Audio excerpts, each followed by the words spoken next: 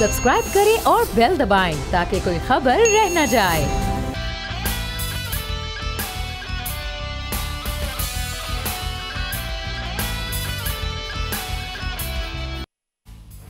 अस्सलामुअलैकुम नाजरीन, प्रोग्राम में आपको कहेंगे खुशामदीद। मैं हूं महविश तबस्सुम और मेरे साथ मौजूद हैं बोल न्यूज़ के एडिटर इन चीफ नज़ीर लगारी साहब।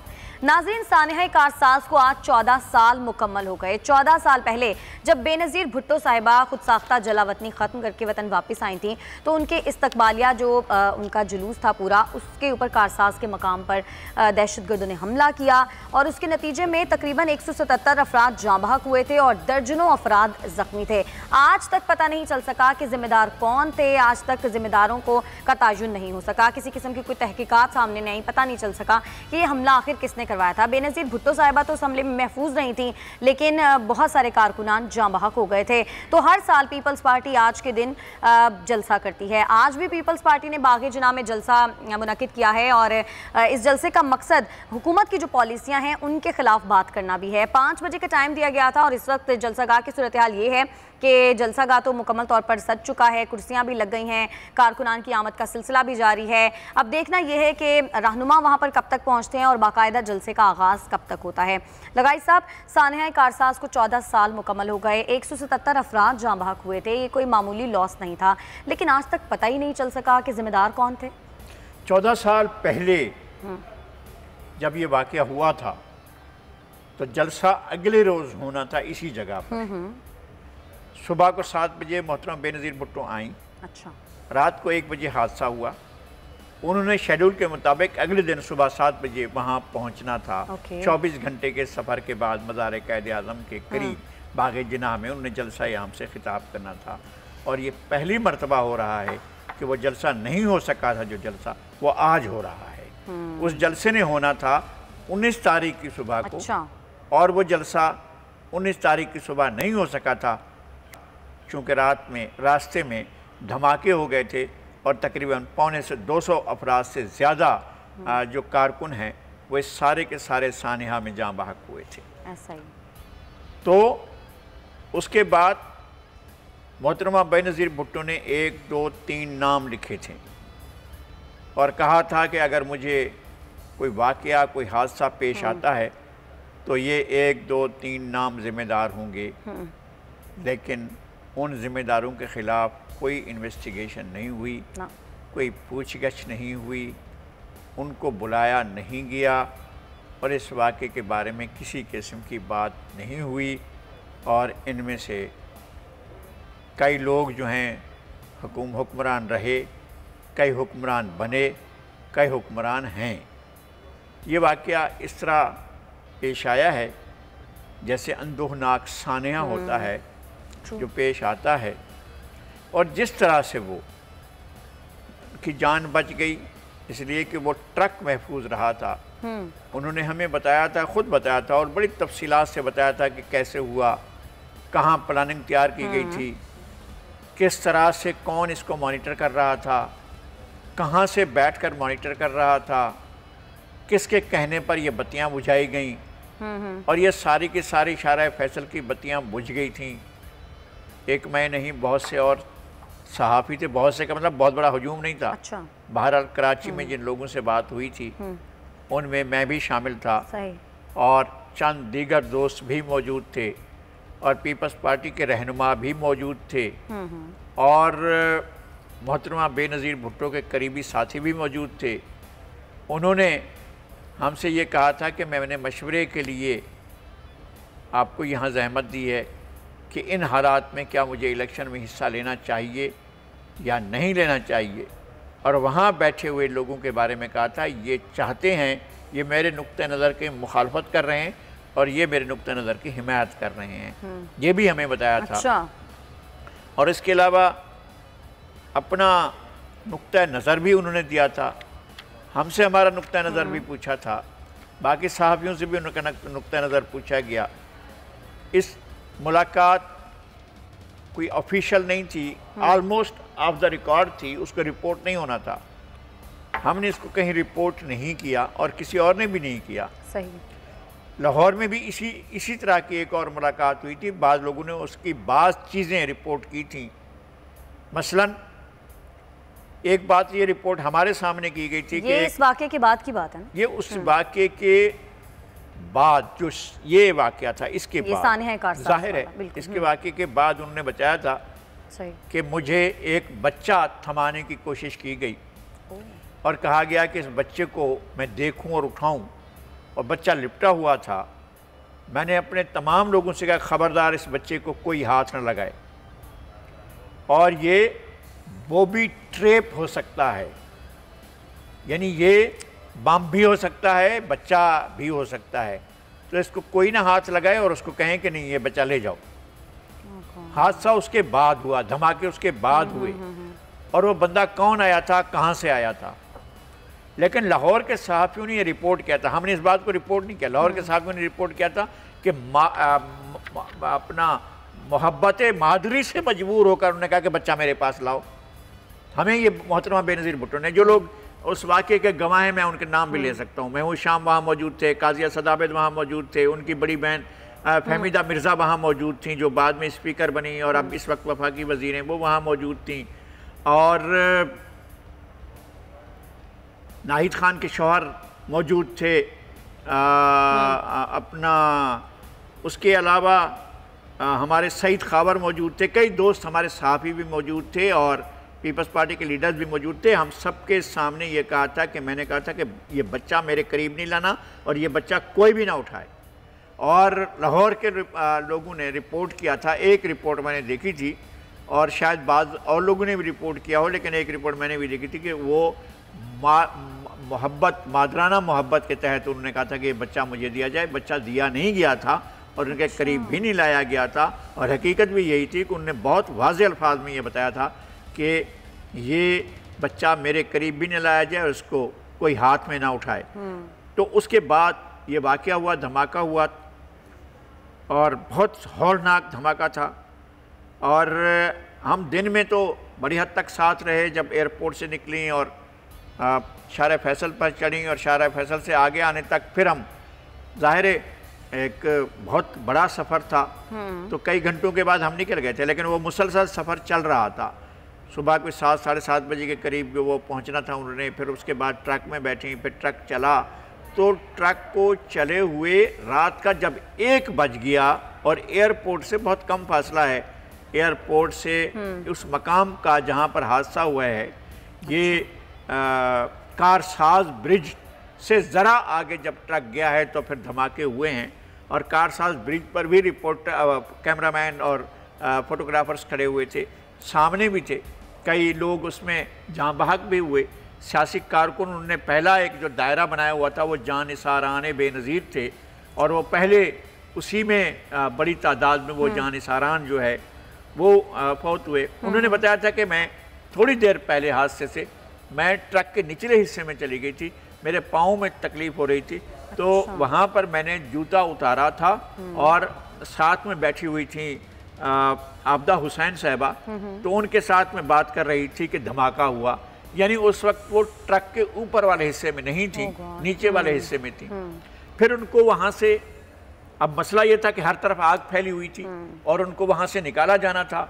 फिर उनको निकालने के लिए जो जानिसारान का एक और ग्रुप आया आगे, और फिर उसने ट्रक को अपने घेरे में लिया, फिर उनको एक गाड़ी में मुंतकिल किया गया और वो गाड़ी चली गई बिलावल हाउस। बिलावल हाउस जाने के बाद की बात ये कि वो रात भर नहीं सोई।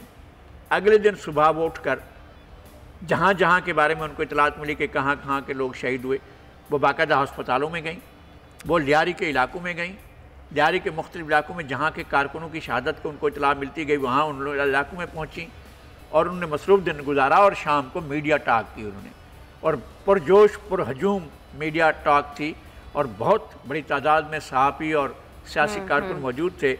तो ये उस रोज़ का वाक़या है। और फिर उन्होंने एक ख़त लिखा था जिसमें ये भी कहा था कि अगर मुझे कुछ हो जाता है तो ये 3 अफराद ज़िम्मेदार हैं। और ये छपी हुई बात थी, लेकिन इसको उठाया नहीं गया और इसको फॉलो नहीं किया। लेकिन लगाई सब बात यह कि फिर उसके बाद बीबी भी शहीद हो गई, लेकिन 5 साल उसके फ़ौरन बाद गवर्नमेंट आई पीपल्स पार्टी की। क्या किया पीपल्स पार्टी ने? मतलब उनकी गवर्नमेंट थी, उसके बावजूद पार्टी ने 2-3 काम कराए। कातिलों का पता चला। पीपल्स पार्टी ने 2-3 काम कराए। और एक काम तो ये था कि अक़वाम मुत्तहिदा के ज़रिए उनने तहकीकात करवाई। अच्छा, ये बहुत अहम बात थी। उनने बरतानवी पुलिस स्कॉटलैंड यार्ड के ज़रिए तहकीकात करवाई, यहाँ की मकामी।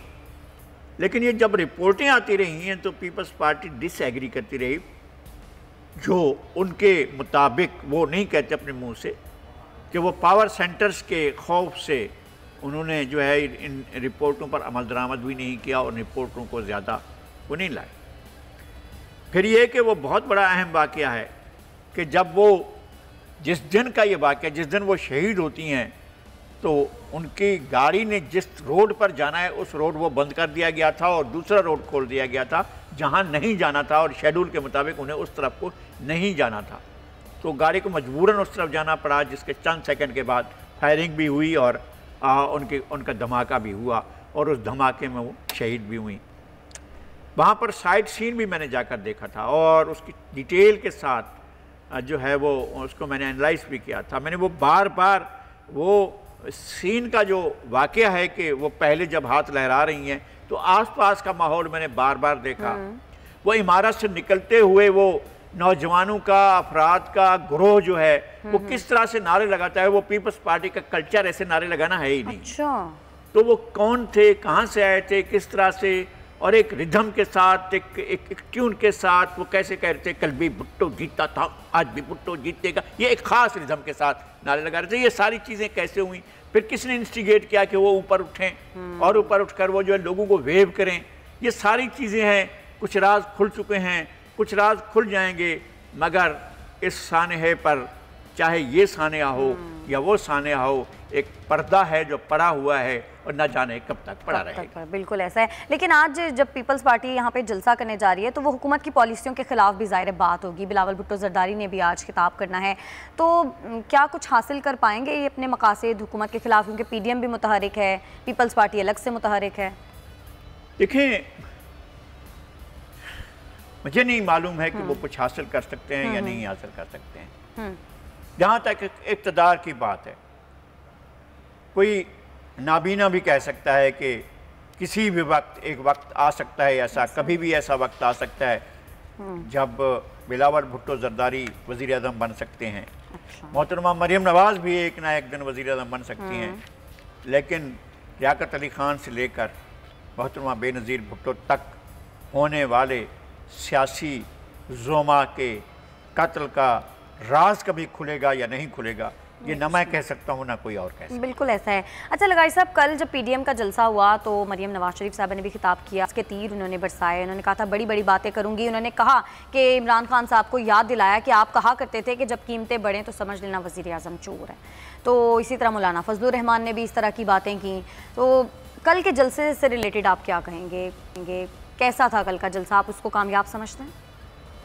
वज़ीर आज़म ने यह भी कहा था कि जब $1 की कीमत बढ़ जाए तो 1 खरब का, और आपके दौर में कितने रुपयों का इजाफा हो चुका है। मोहतरमा मरियम नवाज़ एक टेम्पो बनाने के लिए पोजीशन में हैं और बना रही हैं।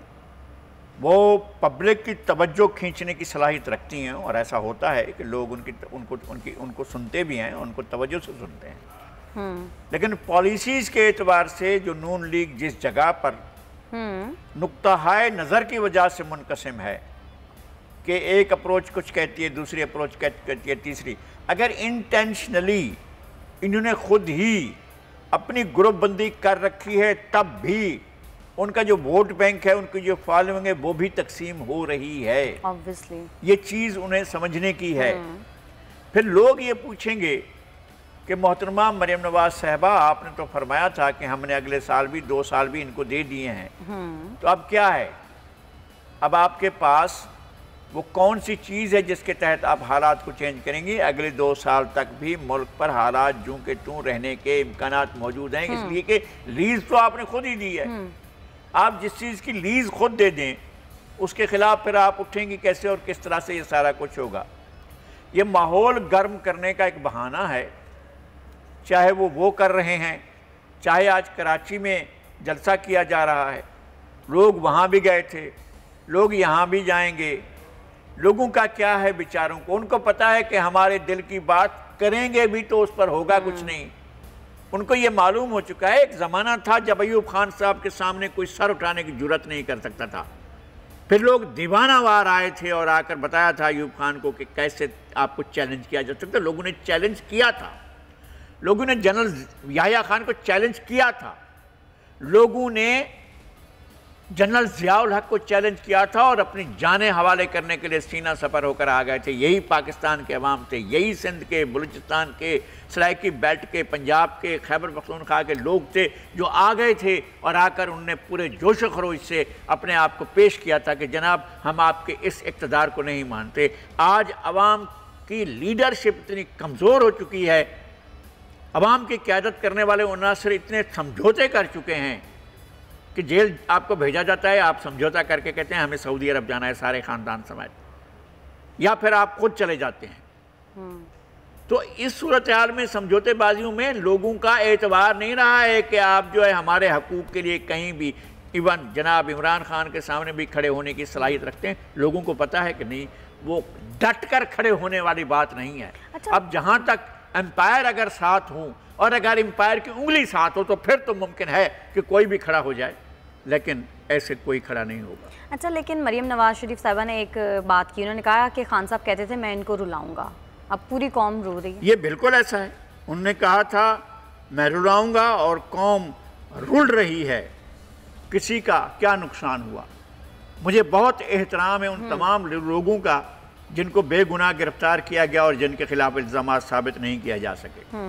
शाहिद खाकान अब्बासी को गिरफ्तार किया गया, ख्वाजा साद रफ़ी को गिरफ्तार किया गया, राना सनाउल्लाह को गिरफ्तार किया गया, आसिफ अली ज़रदारी को गिरफ्तार किया गया और बहुत से लोगों को गिरफ्तार किया गया।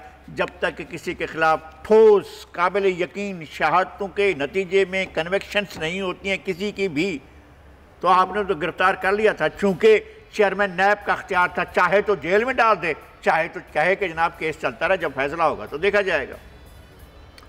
मियां नवाज शरीफ का केस चलता रहा जब तक कि कन्विक्शन नहीं हुई, वो बाहर से नहीं वापस आए अपनी गिरफ्तारी पेश करने के लिए, तब तक उन्हें गिरफ्तार नहीं किया गया। उनके कन्विक्शन के बाद गिरफ्तार किया गया और जब छोड़ा तो बड़ी मर्जी से, कन्विक्टेड होने के बावजूद छोड़ा। कहा कि जनाब तशरीफ ले जाइए, आप जहाँ से तैयार मंगवाएं हम, आप यहाँ से जाइए।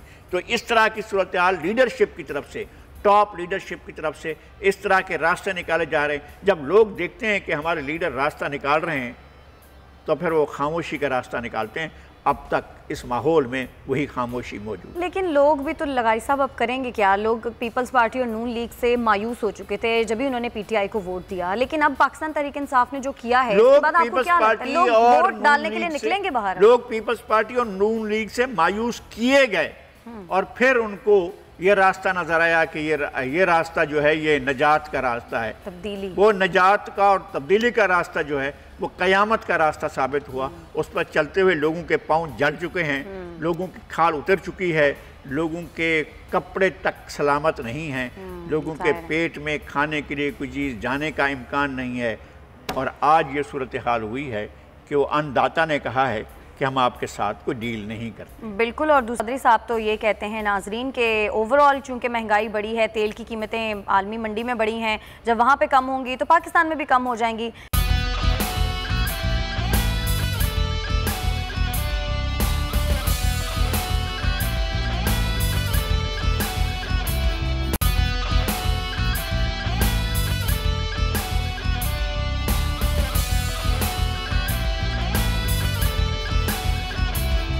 नाज़रीन, कुछ बात कर लेते हैं कि कश्मीर में इस वक्त क्या हो रहा है। काबिज भारतीय फोर्सेस की जानिब से बदतरीन रियासती दहशतगर्दी जारी है और मजीद 4 कश्मीरी नौजवानों को शहीद कर दिया गया है। और इसके अलावा भारत की जानिब से एक और इंतकामी हरबा इस्तेमाल किया गया है। सैयद अली गिलानी के पोते को सरकारी नौकरी से निकाल दिया है। लगाई साहब, पहले उनकी डेड बॉडी के साथ जो सलूक किया वो हमारे सामने, और अब उनका जो पोता है उसको भी सरकारी नौकरी से निकाल दिया है।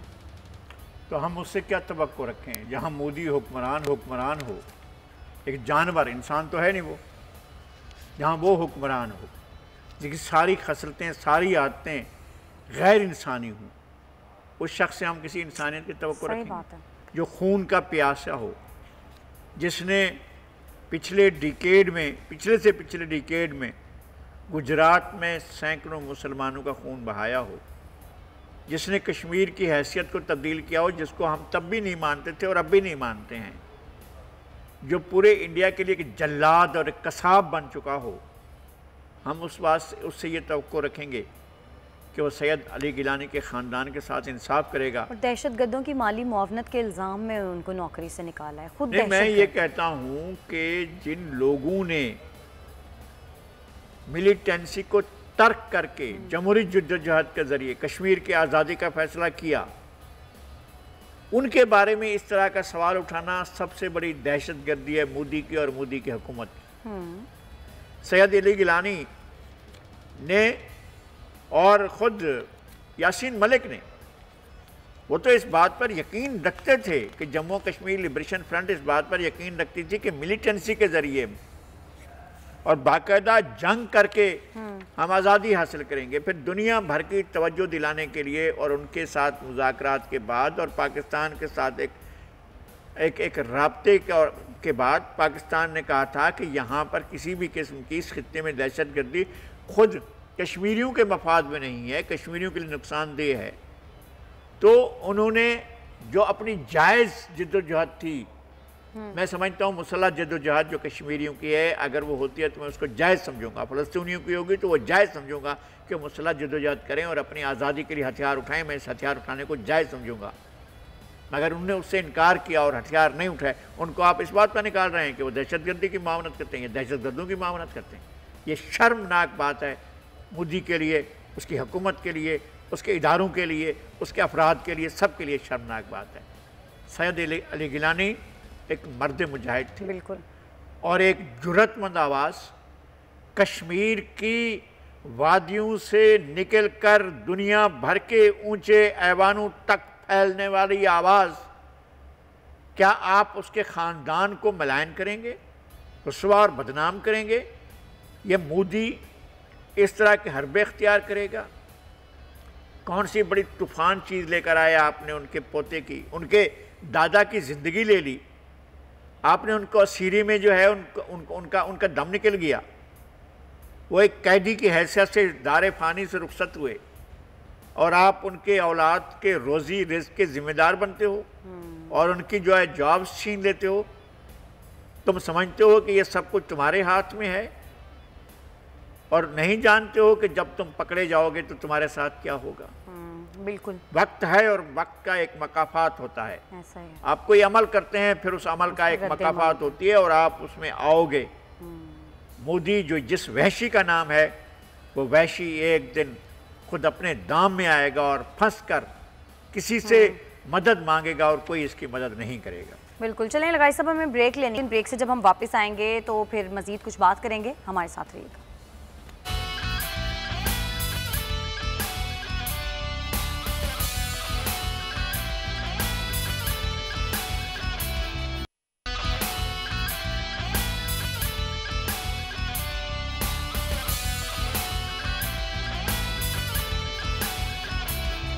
वेलकम बैक नाजरीन। कुछ रोज़ पहले Rawalpindi Islamabad union of journalist ने वज़ीर आज़म इमरान खान से मुल्की और गैर मुल्की तहाइफ की जो तफसीलात हैं वो तलब की थी और राना अबरार खालिद जो कि एक सहाफ़ी हैं, उनकी जानिब से इस्टेब्लिशमेंट डिवीज़न को ख़त लिखा गया था और इन तहाइफ की तफसीलात मांगी गई थी, लेकिन इस्टेब्लिशमेंट डिवीज़न की जानिब से इनकार किया गया था। कहा गया था कि जो दूसरे ममालिक हैं उनसे ताल्लुकात ख़राब होने का खदशा है। उसके बाद राइट टू इन्फॉर्मेशन एक्ट के तहत इन्फॉर्मेशन कमीशन से रुजू किया गया राना अबरार खालिद की जानिब से और इन्फॉर्मेशन कमीशन की जानिब से इस्टेब्लिशमेंट डिवीजन से कहा गया कि आप पाबंद हैं, आपको चाहिए कि इस इन्फॉर्मेशन को इस सहाफ़ी तक पहुंचाएं। और अब ये बात सामने आई है कि राना अबरार खालिद को हिरासा किया जा रहा है एक सिविल एजेंसी की जानिब से। उनके घर में स्प्रे के नाम पर, डेंगू स्प्रे के नाम पर एक सर्वे किया गया कुछ ख़वातीन की जानिब से और राना खालिद ने यह बताया कि उनको बाकायदा तौर पर ज़ाहिर हिरासा किया गया, चादर चारदीवारी के तकद्दुस को पामाल किया गया और शायद उनको ये शक है कि स्पाई इक्विपमेंट भी उनके घर में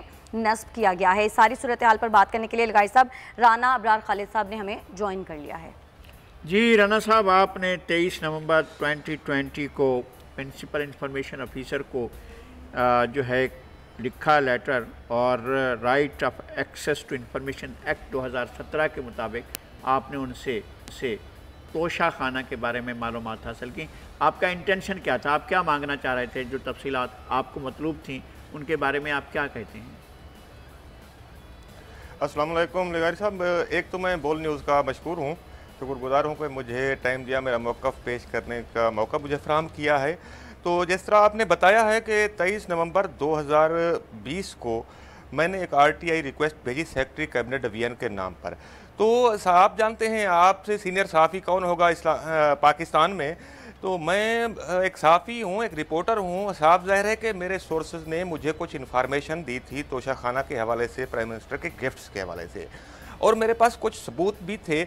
लेकिन मैं चाह रहा था कि गवर्नमेंट का मौक़िफ़ लूँ, right of access to information act के तहत उनसे इंफॉर्मेशन लूँ ताकि एक वेरीफाई इंफॉर्मेशन हो जाए। उसके बाद मैं एक स्टोरी अगर बनती है तो, अल्लाह करे कोई स्टोरी ना बनती हो, हमारी तो ये दुआ होती है, अगर कोई स्टोरी बनती है तो फिर मैं ब्रेक करूँगा। तो मेरा ये इंटेंशन थी। लेकिन जब मैं इस एक्ट के तहत इंफॉर्मेशन मांगी तो उल्टा मुझे मेरी पेट्रियाटिज्म के ऊपर क्वेश्चन किया गया, क्योंकि मैं कैबिनेट डिवीज़न में गया, थोड़ा सा उसमें मुझे एक अभाम था तरीक़ाकार में, जो एप्लीकेशन में अल्फाज इस्तेमाल करने होते हैं उसके तरीक़ाकार में मुझे एक अभाम था। वो जानने के लिए जब मैं तोशा खाना के इंचार्ज डिप्टी सेक्रेटरी साहब के पास गया, मोहम्मद आहद उनका नाम है, तो उल्टा उन्होंने मुझे कहा कि अगर आप प्रो पाकिस्तानी हैं तो आपको ये सवालात नहीं पूछने चाहिए। तो मैं बड़ा हैरान हुआ कि प्रो पाकिस्तानी का मयार ये है कि वो सवाल ना करे, और ख़ास तौर पर तोशा खाने के बारे में, वज़ीर आज़म को मिलने वाले ताइब के बारे में सवाल न करे, तो वो मुहिब वतन पाकिस्तानी, तो वो मुहिब वतन पाकिस्तानी है, वरना मुहिब वतन पाकिस्तानी नहीं है, वो नहीं है। तो मैं बड़ा हैरान हो गया। मैंने कहा आप ये क्या कह रहे हैं, आपको किसने अख्तियार दिया है कि इस तरह की आप डिटर्मिनेशन करते फिरें? ये पार्लियामेंट का एक्ट है, पर ये मैं आपको दिखा भी रहा हूँ, अगर आपका कैमरामैन दिखा सके।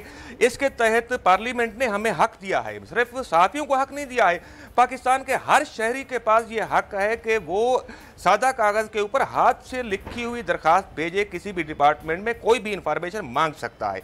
लेकिन मुझे इंफॉर्मेशन नहीं दी गई, बल्कि ड्यू टाइम था 10 दिन का, मुझे 35 दिन के बाद जवाब दिया गया कि ये इंफॉर्मेशन क्लासीफाइड है और हम आपको नहीं दे सकते हैं। फिर मैं पाकिस्तान इंफॉर्मेशन कमीशन में चला गया, जैसा कि आपने बताया है, मैंने वहाँ अपील की। 1 महीने के अंदर अपील का फैसला मेरे हक में हुआ और कैबिनेट डिवीज़न को, सेक्रेटरी कैबिनेट डिवीज़न को ऑर्डर किया गया, डायरेक्टिव दिया गया कि 10 दिन के अंदर मतलूबा इंफॉर्मेशन दे दी जाए। ये इंफॉर्मेशन कमीशन की तरफ से, मैंने अमल ये जो हुक्मनामा है, ये इंफॉर्मेशन कमीशन की तरफ से दिया गया कैबिनेट डिवीज़न को कि ये इंफॉर्मेशन राना अबरार खालिद साहब को दे दी जाए, 10 वर्किंग डेज के अंदर दे दी जाए। मगर उसके बावजूद ये हुआ था फैसला 17 जनवरी 2021 को, आज तक उसके बावजूद इंफॉर्मेशन मुझे नहीं दी गई। मैंने 3 मरतबा अमल दरामद की दरखास्तें दी, जिसके ऊपर अलग अलग डायरेक्टिव जारी हुए, लेकिन फिर भी उन्होंने नहीं माना। फिर मैंने डिप्टी सेक्रेटरी कैबिनेट डिवीज़न जो तोशा खाना का इंचार्ज है, उसके खिलाफ तौहीन अदालत की दरखास्त दी पाकिस्तान इंफॉर्मेशन कमीशन में। अच्छा, यहाँ पर एक मिनट रुक जाएं। पाकिस्तान इंफॉर्मेशन कमीशन जो है वो कंटेम्प्ट ऑफ कोर्ट की दरखास्त को सुन सकता है और उसके बारे में फैसला दे सकता है, क्या उसकी जुरिस्डिक्शन में है ये? और कमीशन जो है क्या अदालत के तौर पर? जी बिल्कुल है। जी तफसील बताएं। जी बिल्कुल है, ये मेरे सामने एक्ट है, इसकी सेक्शन है कि पाकिस्तान इंफॉर्मेशन कमीशन तौहीन अदालत की दरखास्त सुन सकता है और डिनायल करने वाले ऑफिसर को 6 महीने से लेकर 2 साल तक कैद की सज़ा सुना सकता है और 50,000 रुपये से लेकर 5 लाख रुपए तक जुर्माने की सज़ा भी दे सकता है। एट ए टाइम दोनों सज़ाएं भी दी जा सकती हैं। तो पाकिस्तान इंफॉर्मेशन कमीशन ने 8 जुलाई का नोटिफिकेशन शोकाज नोटिस जारी किया था, जिस पर हेयरिंग हुई थी और डिप्टी सेक्रेटरी साहब वहाँ पर आए थे। उल्टा वो गलत इंफॉर्मेशन देकर चले गए थे, वक्त से पहले आए थे। एक लिफाफे में बंद कागज़ जो है देकर चले गए कमिश्नर साहब को और कहा कि ये मतलूबा इंफॉर्मेशन है, लेकिन वो ऐसे समझे कि एक रद्दी का टुकड़ा दे गए थे। उसके बाद मैंने उनको बताया, रिटर्न में बताया कि ये इंफॉर्मेशन मतलूबा नहीं है, बल्कि उन्होंने धोखाधड़ी की है, डिसीव किया है। राणा साहब एक बात अब बहुत अहम है। राणा साहब एक सवाल मैं बीच में कर रहा हूँ, आपकी बात काट रहा हूँ।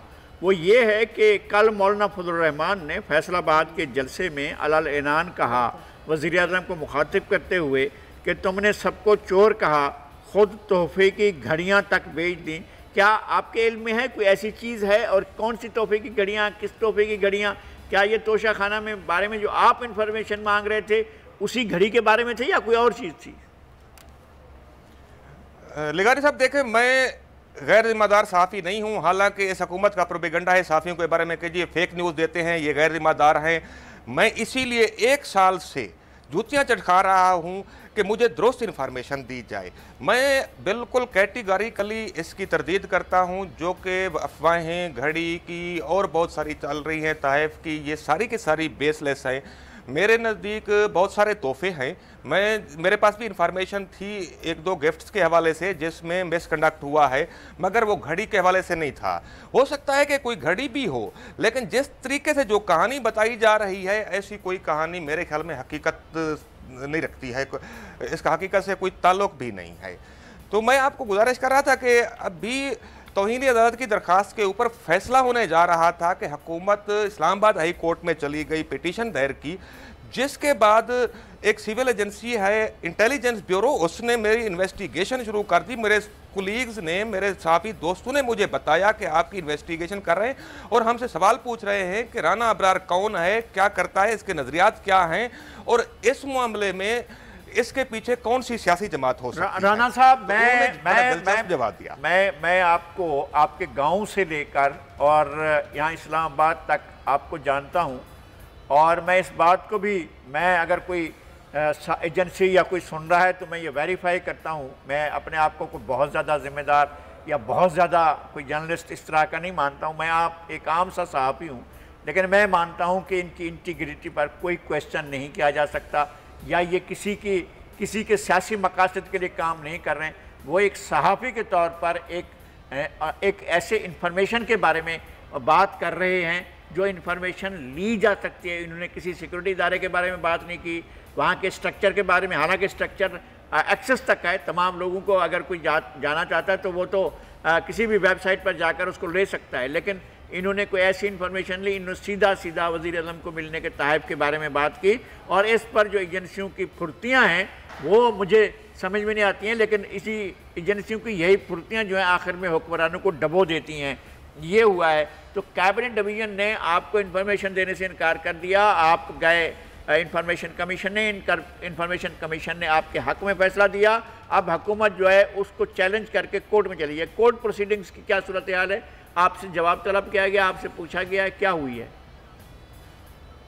जी, 13 अक्टूबर को कोर्ट प्रोसीडिंग हुई थी। मुझे जज साहब जस्टिस मियां गोला सना औरंगजेब, जो कि बड़े अपराइट जज हैं और मुझे उम्मीद है कि वो इंसाफ पर मबनी फैसला देंगे, उन्होंने हियरिंग की तो उनका बिल्कुल क्लियर रिमार्क्स थे। उन्होंने कहा कि देखें, असिस्टेंट अटॉर्नी जनरल को मुखातिब करके कहा कि अगर नॉर्थ कोरिया के सदर ने कोई यूरेनियम का मॉडल दिया है हमारे वजीर आजम को तो आप मुझे बताएं, मैं एग्जेम्प्ट कर दूंगा। आप बेशक उसको खुफिया रखें, क्लासीफाइड रखें, लेकिन अगर कोई हीरो का नेकलेस दिया है या इस तरह की कोई और चीज़ तोहफे में दी गई है तो उसको आप क्लासीफाइड नहीं डिक्लेयर कर सकते। उन्होंने कहा कि आपकी पिटीशन नहीं बनती है, बेसलेस है, मैं आपको सजेस्ट करता हूँ कि इसको वापस ले लें। इसके ऊपर असिस्टेंट अटॉर्नी जनरल ने कहा कि मैं अकेले फैसला नहीं कर सकता, मैं गवर्नमेंट से मशवरा करके बताऊंगा। तो फिर जज साहब ने कहा कि आपको मैं मौका दे रहा हूं, आप जाएं गवर्नमेंट से मशवरा करें और इसको वापस ले लें, वरना मैं मेरिट के ऊपर इसका फैसला दे। आपने जिन जज साहब का नाम लिया है वो इंतहाई काबिल एहतराम है। मैं इनके दादा मियां गुल जहांजेब से मिला था, जो इनके दादा थे, और ये एक बड़े काबिल एहतराम जज हैं। इनका फैमिली बैकग्राउंड बहुत साउंड और बहुत अहम है, और उनके बारे में उनकी पर्सनल इंटीग्रिटी भी कोई क्वेश्चन नहीं कर सकता है उनके बारे में। और उन्होंने एक ऑब्जर्वेशन दी है कि ये कोई क्लासीफाइड इंफॉर्मेशन नहीं है जो राना अबरार खालिद मांग रहे हैं। क्या हुकूमत ने अपने इस मौक़िफ़ से रिव्यू किया है या नहीं किया है, या अभी उसी मौक़िफ़ पर खड़ी है कि आपको इन्फॉर्मेशन नहीं देनी है? लेकिन साहब, हुकूमत अभी तक उसी मौक़िफ़ पर खड़ी है। एक तो यह है कि मैं मुसलसल अंडर सर्विलेंस हूँ, मेरी मॉनिटरिंग होती है। जैसे ही मैं घर से निकलता हूँ मेरे पीछे लोग होते हैं, मैं प्रेस क्लब पहुँचता हूँ, कहीं और जाता हूँ, मेरे पीछे लोग होते हैं। एक दिन की बात है, मैं घर से आ रहा था तो एक गाड़ी मेरे पीछे आ रही थी सफ़ेद कलर की, तो मैंने देखा कि मुसलसल मेरे पीछे आ रहे हैं। तो एक जगह पर एक सिग्नल के साथ मैंने अपना मोटरसाइकिल खड़ा कर दिया स्टैंड पर और मैं वहीं पर खड़ा हो गया सिगरेट लगाकर। तो 1 किलोमीटर पीछे गाड़ी मेरे खड़े हो गई। जब तक मैं वहां पर खड़ा रहा वो गाड़ी खड़ी रही। तो इशू यह है कि आखिर गवर्नमेंट ऐसा क्यों कर रही है? मैंने ऐसा क्या पूछा है? ये कहते हैं कि गैर मुल्कों के साथ हमारे ताल्लुकात खराब होंगे। मैंने किसी मुल्क का नाम नहीं पूछा है, मैंने किसी बादशाह का नाम नहीं पूछा, किसी हेड ऑफ स्टेट का नाम मैंने नहीं पूछा है। मैंने सिर्फ ये पूछा है कि गैर मुल्की सरबराह से जो तोहफे मिले हैं उन तोहफों की तफसील बताई जाए, उन तोहफों की स्पेसिफिकेशन क्या है, उनका मॉडल क्या है, अगर कोई गाड़ी है इन केस ऑफ व्हीकल तो उसका इंजन चेसिस नंबर बताया जाए, और वजीर आजम ने कितने पैसे देकर वो तोहफे रख लिए हैं, और जो पैसे दिए हैं असल सवाल ये था कि वो किस अकाउंट से ट्रांसफर हुए हैं। क्या ये मैंने कोई मुल्क दुश्मनी कर रहा हूं कि मेरे साथ इस तरह होता है? मेरे घर में डींगी सर्वे के आड़ में औरतें गई है। एएफपी ने स्टोरी दी है सीनियर डायरेक्टर एनआईएच को कोट करते हुए कि पाकिस्तान पूरे में ऐसा कोई डींगी सर्वे नहीं लॉन्च किया गया कि औरतें घर घर जाकर सफाई के म्यार चेक करें और वहां पर फोटो बनाएं घर में जाकर। तो ये सारा कुछ ये मेरे साथ जो ऑफेंस हो रहा है, ये ज्यादती हो रही है गवर्नमेंट की तरफ से, आखिर किस बुनियाद पर हो रही है? मेरा जुर्म यह है कि मैंने सवाल पूछा है इस इनकी बनाई हुई रियासत मदीना के खलीफा से, मैंने ये सवाल पूछा है कि आप अपना हिसाब किताब दें, सहाफी का तो काम होता है सवाल आप भी दे दें। और सहाफी का काम होता है कि उस सवाल से जो इन्फॉर्मेशन मिले वो अपने नाज़रीन तक पहुंचाना। बहुत शुक्रिया आपका राना अबरार खालिद साहब, आप हमारे साथ मौजूद। लगारी साहब आपका भी बहुत शुक्रिया, क्योंकि वक्त बिल्कुल खत्म हो गया, वरना मैं चाहती थी कि आप भी इसके ऊपर कॉमेंट करें, लेकिन हमारे पास टाइम खत्म हो गया है। नाज़रीन, आज के प्रोग्राम से इतना ही। अब अगले हफ्ते फिर से आपकी खिदमत में हाजिर होंगे, तब तक के लिए हमें इजाज़त दीजिएगा। अल्लाह ने के बाद।